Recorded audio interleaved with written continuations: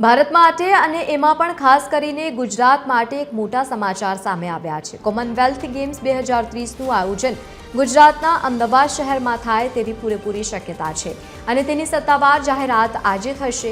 આજે ગ્લાસગો ખાતે Commonwealth sports general કાઉન્સિલની એક મહત્વપૂર્ણ બેઠક યોજાઈ રહી છે। આ બેઠકમાં ભારત અમદાવાદ ગેમ્સ માટે પોતાનું વિઝન રજૂ કરશે। આ માટે ગુજરાતના નાયબ મુખ્યમંત્રી અને રમતગમત ક્ષેત્રના મંત્રી Harsh Sanghavi, sports joint secretary Kunal અને સાથે જ ઇન્ડિયન ઓલિમ્પિક એસોસિએશનના પ્રેસિડેન્ટ પીટી ઉષા પણ ભાગ લઈ રહ્યા છે। મહત્વપૂર્ણ છે કે ભારતે એક મહિના પહેલા કોમનવેલ્થ ગેમ્સ 2030 અમદાવાદમાં યોજવા માટે દાવો કર્યો હતો અને જેને કોમનવેલ્થ સ્પોર્ટ્સ બોર્ડે વિવિધ મૂલ્યાંકનો કર્યા બાદ માન્ય રાખીને ભલામણ પણ કરી હતી।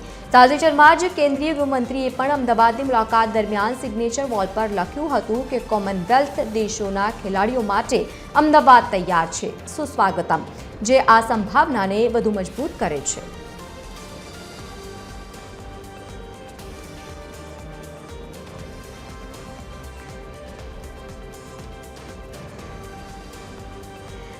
વધુ માહિતી સાથે એસોસિએટ એડિટર અરુણ શાહ આપણી સાથે જોડાયા છે। અરુણ, કોમનવેલ્થ ગેમ્સ માટે અમદાવાદ તૈયાર છે, ઔપચારિકતા જે થવાની છે આજે નામ જાહેરાત પણ થઈ શકે છે કારણ કે સાંજે એક મહત્વપૂર્ણ બેઠક પણ મળવા જઈ રહી છે। શું વધુ માહિતી?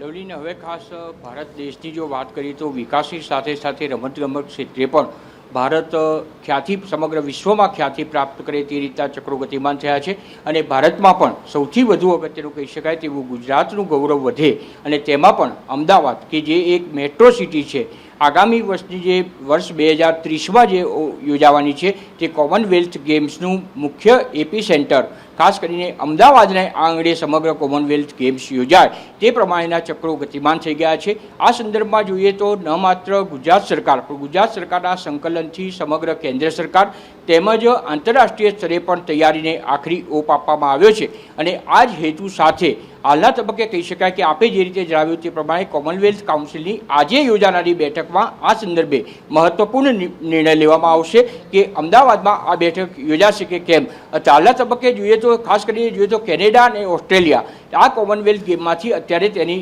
ત્યાં રમાવાની છે તેના સેન્ટરોમાંથી સેન્ટર તરીકે તેની બાદબાકી થઈ ચૂકી છે। હવે માત્ર નાઇજીરિયા એક આઉટસ્ટેન્ડિંગમાં છે, એટલે કે નાઇજીરિયા અને ગુજરાત અને એમાં પણ અમદાવાદ એનો સમાવેશ કરી શકાય કે કેમ તેના સંદર્ભમાં આજની જે લંડન ખાતે સ્કોટલેન્ડના પ્રવાસે જે ગુજરાતનું પ્રતિનિધિ મંડળ પણ સામેલ છે તેમાં ખાસ કરીને જોઈએ તો નાયબ મુખ્યમંત્રી અને યુવક સેવા સાંસ્કૃતિક વિભાગના પ્રધાન હર્ષ સંઘવી પણની નેતૃત્વમાં સમગ્ર ટીમ ત્યાં ઉપસ્થિત છે।